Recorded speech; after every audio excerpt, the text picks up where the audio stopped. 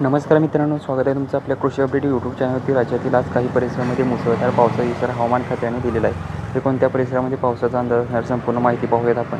राज्यातील मुंबई, कल्याण, डोंबिवली, पालघर तसेच वाडा, डहाणू, इगतपुरी, नाशिक या परिसरामध्ये मुसळधार पावसाचा इशारा आहे. तसेच सिल्लोड, वलसाड, नवापूर, विरार, नंदुरबार, शिरपूर, धुळे, साक्री, जळगाव या परिसरामध्ये, विरार, जळगाव या परिसरामध्ये मुसळधार पाऊस होण्याचा इशारा हवामान खात्याकडून आज देण्यात आलेला आहे. तसेच दुपारनंतर राज्यामध्ये पावसाचा जोर वाढणार आहे. दुपारनंतर धुळे, पाचोरा, मालेगाव, मनमाड, कन्नड, सिल्लोड, चिखली, छत्रपती संभाजीनगर, वैजापूर, बुऱ्हाणपूर, शिरपूर या परिसरामध्ये मुसळधारेचा इशारा हवामान खात्याकडून देण्यात आलेला आहे. या ठिकाणी जास्त प्रमाणात दुपारनंतर पावसाचा अंदाज राहणार आहे. मित्रांनो, या परिसरामध्ये जोरदार असा पाऊस दुपारनंतर आपल्याला पाहायला भेटेल.